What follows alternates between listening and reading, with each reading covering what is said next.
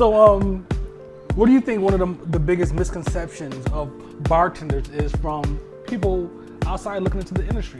The most common misconception that people have of bartenders is people think that people are assholes. Mm-hmm. And actually what it is I open up the bar and somebody walks up to the bar and I hate them from the distance that it takes them to get from the door to the bar.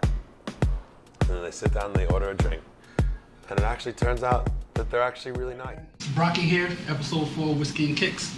We're at Chaplins in Northwest DC with Jake, the bartender. Yes, sir. Appreciate you coming in on your day off. Good morning / afternoon / something or other. We made this thing work, man. We're here now. So, who are you, man? What's your background? Where are you from originally? Originally, I'm from New York City, but I moved when I was a couple months old. I lived in Brazil for a little while. Moved back to New York, and then I was in Portugal for 5 years. Went to high school in Italy, and then went to university in England. Military parents or anything? Journalists. Oh, okay, nice. Damn. So let me ask you. So I thought about this last time when we talked. Are you a Yankees fan? You know what? Yeah, actually, I'm a Yankees fan by proxy because I was born in New York. But God Christ, the last time I was at Yankee Stadium, when it was the original Yankee Stadium, the first must have been like 1998 or something like that. Right. Like it's been a fair amount of time since I've partaken in the baseball. It's all good, man. I'm counting you as a Yankees fan. So your bartending background. When did you start, getting into bartending? Christ. I started bartending just out of high school. So in Italy, you can drink when I was 14 years old, I could walk into a grocery store and buy a bottle of vodka. That's crazy. So the drinking age in Italy, when I was 14, was 14 years old, right? Right. And then when I turned 16, the drinking age circumstantially changed to 16. So I was like, oh, well, this is great. We got to start a little bit early when I was in Italy, and so by the time I was 18, I was like, I know what I'm doing. I've not figured it out exactly, but like we been around it for a little while. So I went to my local bar in Italy and talked to Franco, my insane hippie cokehead boss. Oh, Franco. And yes, classic Franco. And I was like, I need a job. Mm-hmm. And he's like, okay, I can't pay you much. And I was like, yeah, come on, like, give me 20 euros a night, right? And he's like, okay. And I was like, right. Clearly, I messed up in the whole negotiating thing. No, 20, no problem. Yeah, 20. I got sold. And I was like, right. So, I'm 18 years old at this point. I'm like, aim high, kids. Aim high. That's right. I'm 18 years old at this point. I'm like, yeah, that's got to be a good idea. Right? I mean, just €2.50 an hour. What could be wrong with that? So, I get a job working for Franco, and I'm making €2.50 an hour, working from 6 p.m. until 2 a.m. every day for 3 months straight without a day off. This is at the age of 18? It's 18.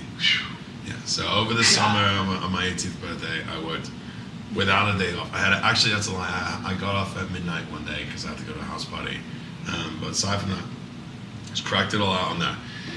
And so I started bartending in Milan in Italy, and I was so useless that I actually didn't know how to make a rum and coke. Oh man! I remember specifically a moment where somebody's like, "Let me get a Bacardi and Coke," and I was like, "I don't know what that is." Right.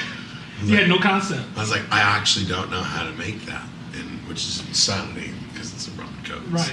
It's 2 ingredients. Rum and Coke. Yes. Rum and Coke. Yes, that's right.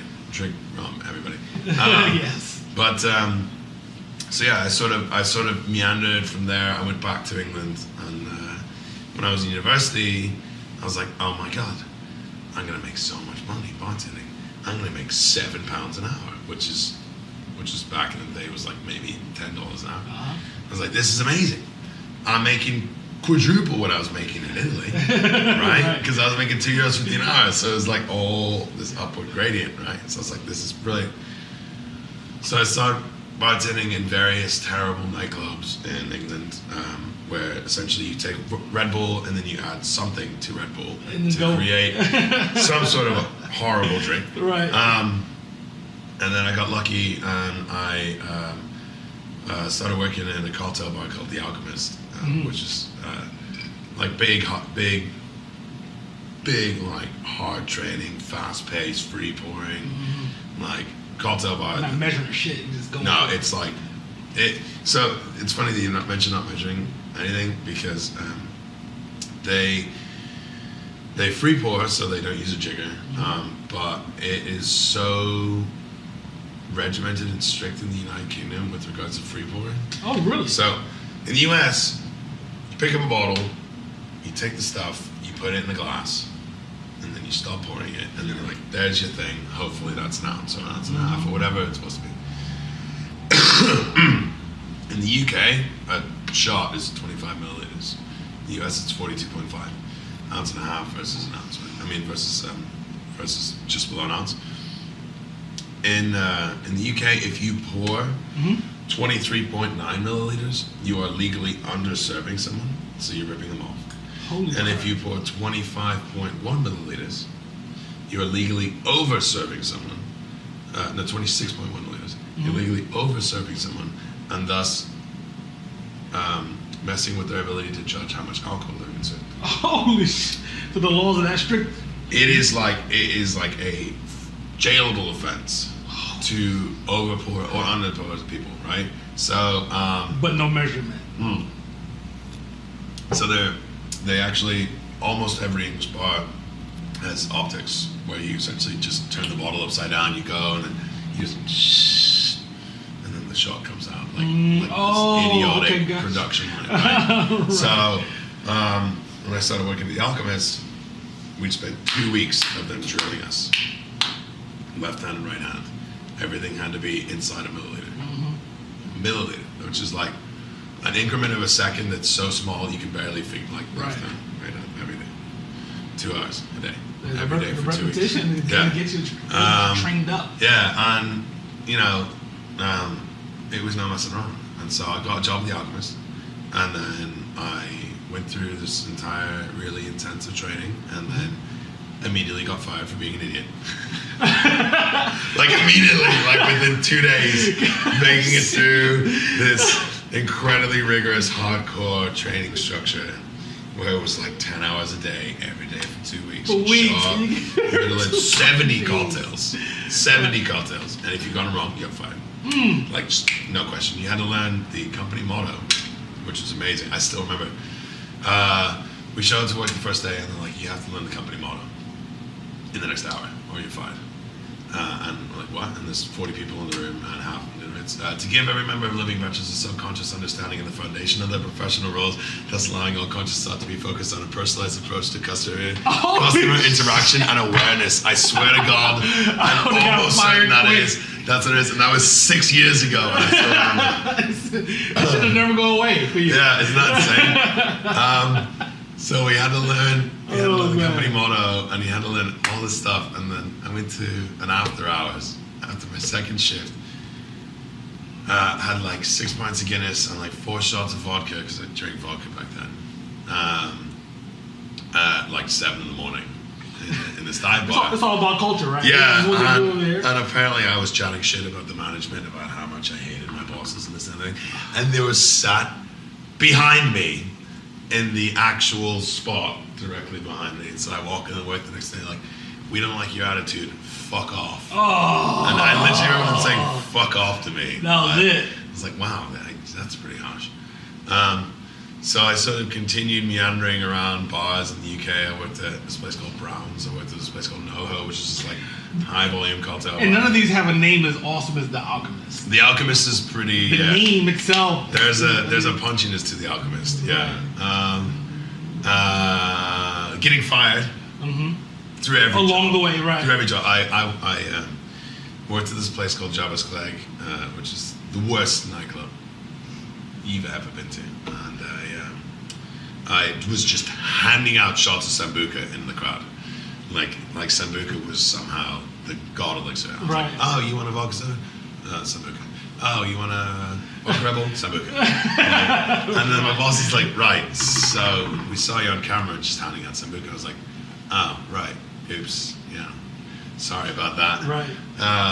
So yeah, I sort of had maybe a year and a half of this very terrible 3 or 4 month stints at bars, kind of figuring out what you do and do not do in the restaurant industry, which is essentially don't fuck over the house, don't be late, and don't chat shit about management when they're at least not when they're sitting right behind. No, it's not a good idea. Like, just do it in the safety of your own home. Right. That's all I can say. Yeah. So left England and moved to the US. I actually briefly got a job working for a subsect of the BBC, which is based just outside of Manchester. And I was, excuse me, I was doing soccer journalism. Okay. I was the first American ever to work for this office, and it was an amazing job. And I'm not going to go into it because I only did it for 1 day, and then my visa expired. So we're going to just leave that. Right. Okay. We'll just keep moving. So I leave England. I moved back to the US. My parents live in Washington DC, so the easy thing to do was to move back to my parents. I got a job working in Barcelona on 14th and R. Brand new, sexy, hip tapas spot. You know, like it's the chic place to be. And I know none of that because I just got into town. But I get a job working in Barcelona. A month after I turned 21. And at this point, I've already been bartending for almost 3 years. No, for 3 years. So I have a leg up, right? So I walk in and I'm like, can I have a job? I'm like, yeah. Like, I'm 21. I'm like, oh, shit. So they stick me behind the bar. I'm not as bad as I was, because I was really bad. I was in England. And then, did you know that then, or is like looking back, you know how bad? If I did things that I did when I was working in England that I do now, I would stab me. Right. I would take a bottle and I would put it through my own eyes. Like, there are just things that I used to do that are like sort of micro problems that exist only between bartenders. I would reach across. I would reach across people. I wouldn't wash my tins. I would use glass to scoop ice. Like things that seem petty that are the backbone of what makes bartending funny because of how nitpicking it is, kind of thing. So I get a job working at Barcelona when I'm 21, and I'm not terrible. I'm just above not terrible.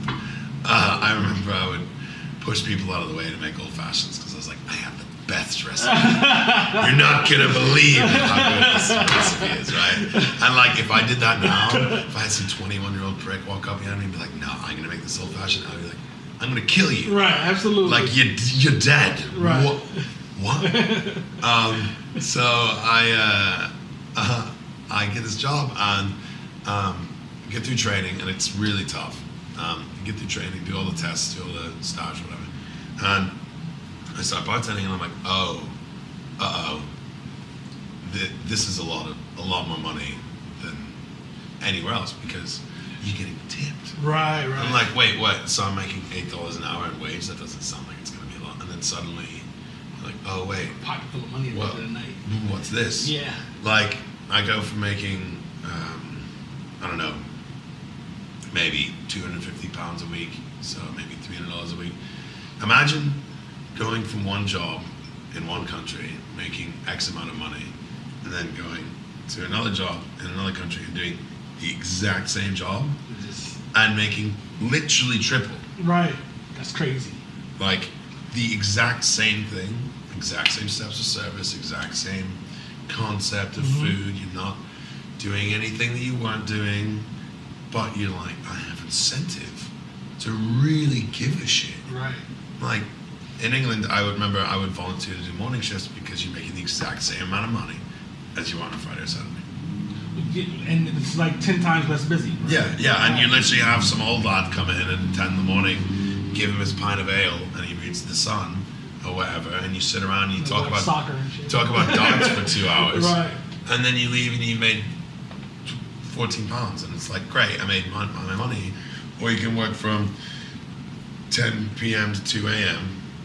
on a Saturday and make the exact same amount of money. Right. So I'm working in Barcelona. I'm like, this is amazing. And I've stuck with it since because it's not in any way, shape, or form because of the finances and the money. Yeah. But it's like, my God, it's like such an incredible job. That's crazy. You know what I mean? And I was going to ask you why you bartend. You kind of explained it just now. It honestly, okay. So you get paid to show up to work and to party and to listen to music and to move liquid from a bottle into a glass. You get paid to do that. Right. Somebody, the wrong business. somebody hands you, and every single interaction you have is the potential to make money. Right. It's amazing. It's like that's pretty good. you get paid to befriend people and to convince them to hand you cash. Socializing all night. It's incredible. That's like pretty it's dope. this this life hack job that I can't even believe exists. It's like, wait, what? You convince people to hand you large sums of cash in exchange for a shot? Right. Or This tiny glass. ramen noodles? Right. It's like beautiful, you know? There you go, it is honestly, it is the American dream. There you go. The American. Look straight in the camera and say that. It genuinely is.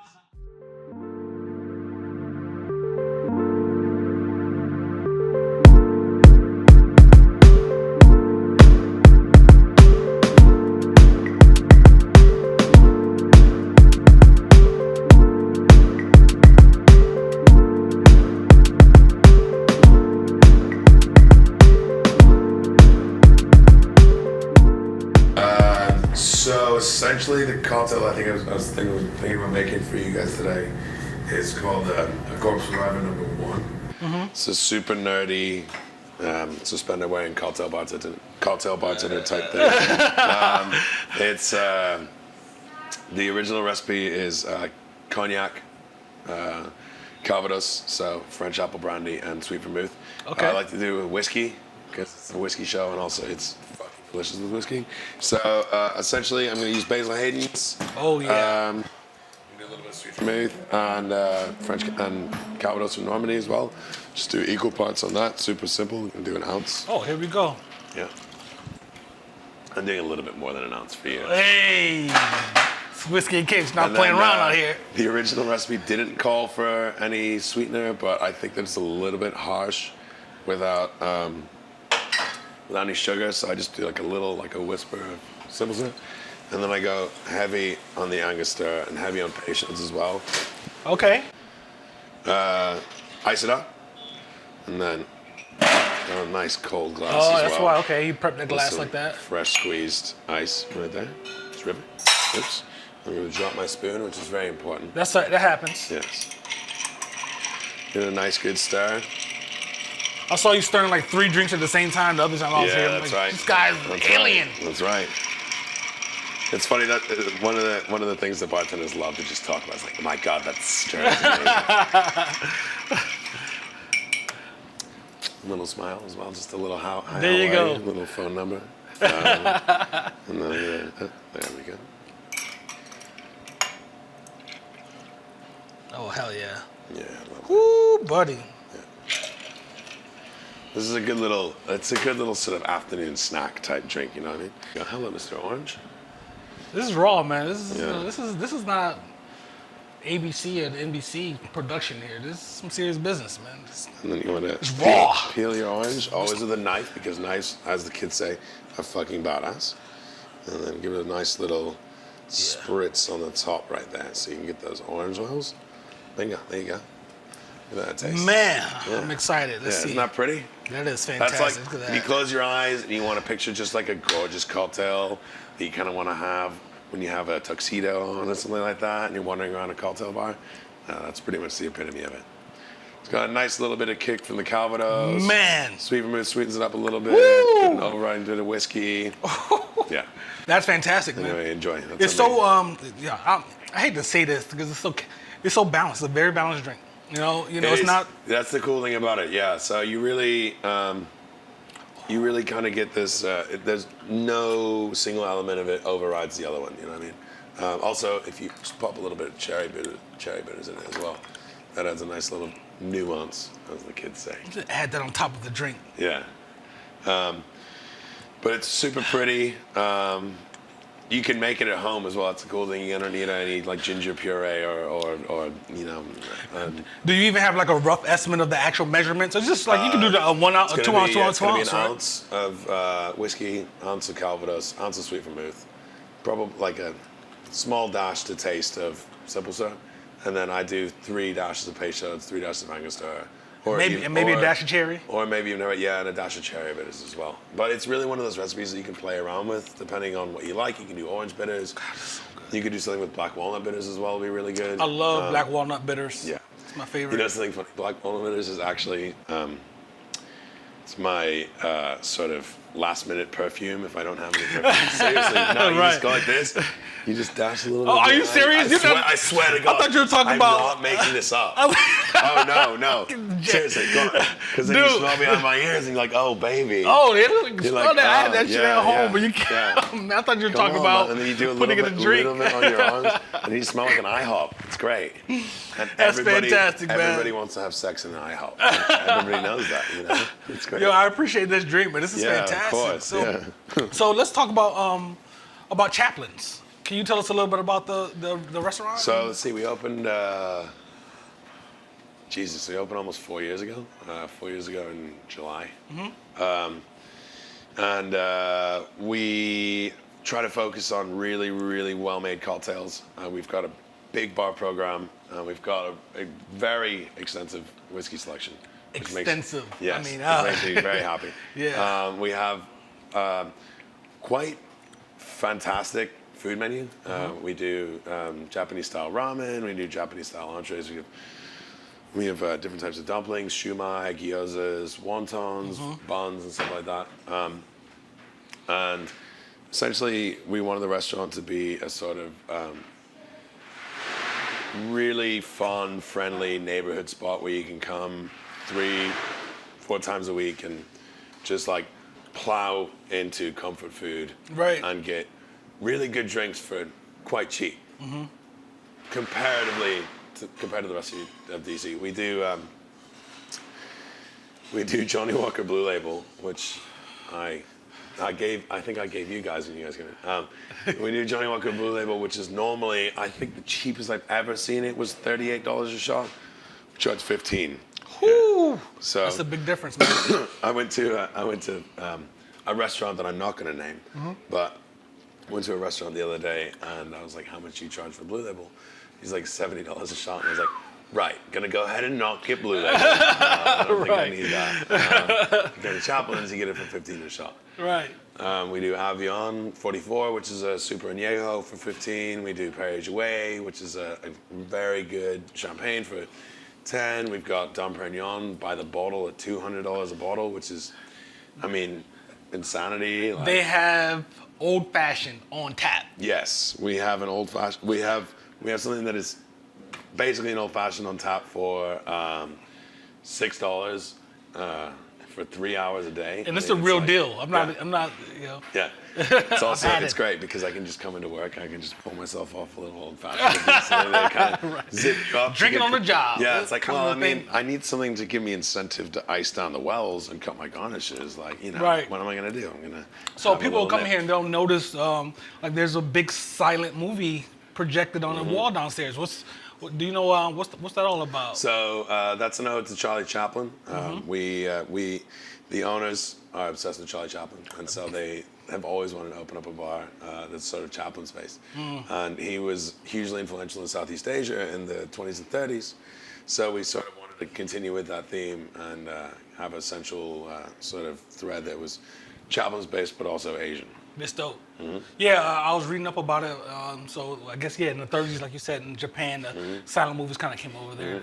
Yeah, it's kind of dope, man. And people will see that we're upstairs right now, and we really wanted to get this window with the sun and everything, but it just washed everything out. Just soak it up, just wash everything out. So tell us how you feel about aprons. Oh my God, that's actually really. It's funny that you bring that up. We used to wear suspenders when we first started working here, and we always used to joke around that aprons are like super pretentious. And, like, you know, it's like, you're not a butcher. Like, come on, fucking get over it. You know what I mean? And then for some reason, I don't know why, we went completely reverse, and I started wearing an apron behind the bar.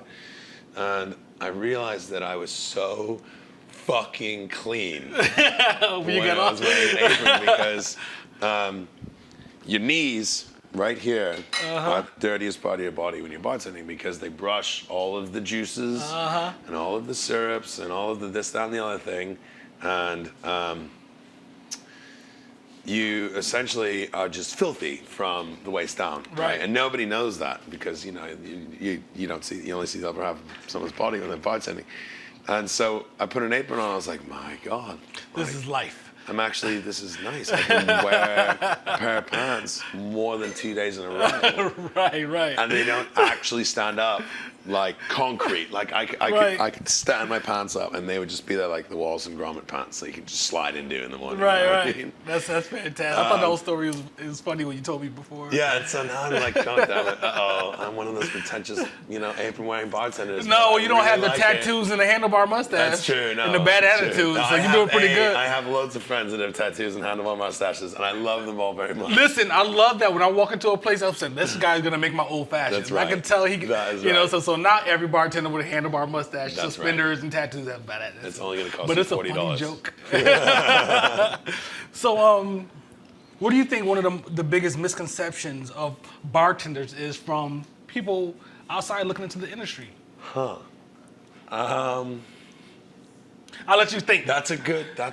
I think that people think that it is. I know it is. People think that we deal with assholes a lot, and that I have a twofold response to this. So, when I open up the bar at the very beginning of the day, I hate the first person that walks through the door, right? Because I assume that they are going to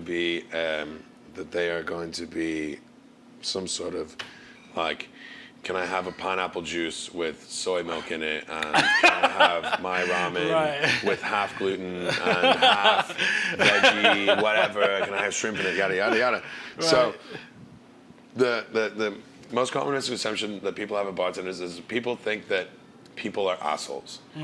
And actually what it is I open up the bar, and somebody walks up to the bar, and I hate them from the distance that it takes them to get from the door to the bar. And then they sit down and they order a drink. And it actually turns out that they're actually really nice. You just got a chance. You need a chance to get to know each other a little bit. Dope, so the biggest misconception I think people have about bartenders is that bartenders and anybody that works in the front of house of a restaurant just get shot on by the customer, right? Whereas in reality, what it is just kind of normal, everyday people who also work hard and also have jobs and also have problems, who literally just want to sit somewhere and feed themselves and drink and have a good time, and recognizing that almost everybody is actually pretty nice and pretty happy is beautiful. So that's a fantastic because I remember going into the restaurant industry and being like, my God, I'm going to have to deal with so many dickheads. It's going to be terrible. So you had that preconceived notion also. And then you realize that almost everybody's pretty nice. They're willing to wait. That's dope. Give me 2 seconds, I'll just be right with you. Okay. People aren't like, no, I've been waiting for 10 minutes. Like, I'll wait more. You know what I mean? It's very nice because it gives you this happy lease on humanity. Yes, dope. That shocks me, because I'm like, wait, I wouldn't assume that. And one of the things with Whiskey and Kicks that I wanted to do is show people that it's not just bartending is not something you do when you need a second job. You can, but it's not just something you do when you need a second job or do something because I can't find something else. This is a real industry, and it's a real deal, man. So we're trying to show that through this podcast. Yeah, and it's really like, I know a lot of people, and myself included, I don't know necessarily going to bartend forever, but my God, it's amazing. It's dope, man. It's such a great job. So I have one more question before we move into talking about shoes. Whiskey and Kicks. Yes. So what talent that do you have that only your family and close friends know about? I hijacked this question off another interview I saw the other day. I had to give it to you, dude. Oh God, I've got one. Have you ever seen V for Vendetta? Yeah. You know the bit where he does the whole speech with all the V's? Yep. Yeah, I know that whole speech. You know the whole speech. I know the whole speech. Am I gonna make you do that right now? You want to make me do it? Let's do it. Oh God, I can't. How believe long we're is gonna do this? on camera?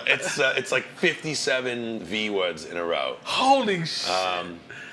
You want me to give it? We gotta do this. Oh Jesus Christ. Okay. All right. I'm not gonna do it with the whole. I'm not gonna do it with like a Shakespearean bravado. Okay. I'm just gonna crack it out. So it's voila, in view, a humble vaudevillian veteran cast vicariously as both victim and villain by the vicissitudes of fate. With this visage, no veneer of vanity, is a vestige of the vox populi now vacant vanished.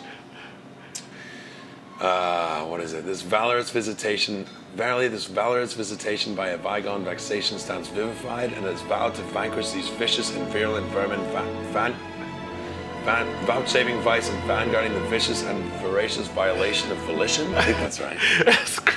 And then he goes, the only verdict is vengeance, a vendetta held as a votive not in vain, but for the value and veracity that such shall one day vindicate the vigilant and the virtuous. I also think that's right. And then he goes, verily, this fishy swathes of verbiage fears much verbose. So let me really introduce myself, and you may call me thee. That's fucking shit. Isn't that hilarious?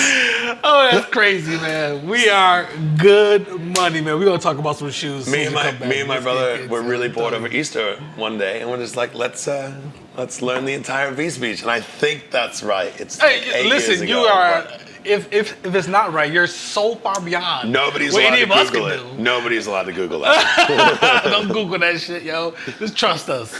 All right, man. Ready to go. All right, man. Let's talk about some goddamn shoes, Yeah. man. What do we have, man? It's whiskey and kicks. Okay, so it's really interesting that you want to talk about shoes because I think shoes in the bartending industry specifically are fascinating because of how absolutely decrepit they get.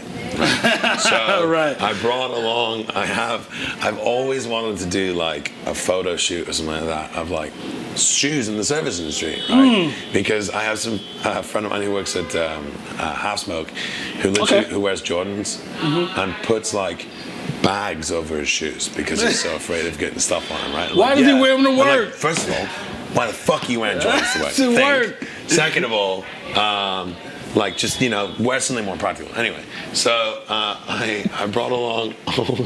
Those the ones you showed me. These are my current bar shoes. Right? Hell yeah. And bear in mind, these were all at one point very nice pairs of shoes. Right? So like these are my last 3 pairs of bar boots. Right. Let me tell y'all something. Fucking ruined. Look at that shit. You see the soles on these things? Look at this. That's my hand. Hell yeah. That's my entire hand that I can shove through. You know what's the worst thing? I'm going to keep wearing these. Fuck yeah, you had them all that time we talked. Yeah, I will wear these until I'm not legally allowed to wear them anymore because there's glass in my foot. You can get them fixed. These guys are actually comparatively in decent shape, and these ones are great as well. Like You're a boot guy. This is just gone. Oh hell yeah. The leather, feel the leather on that.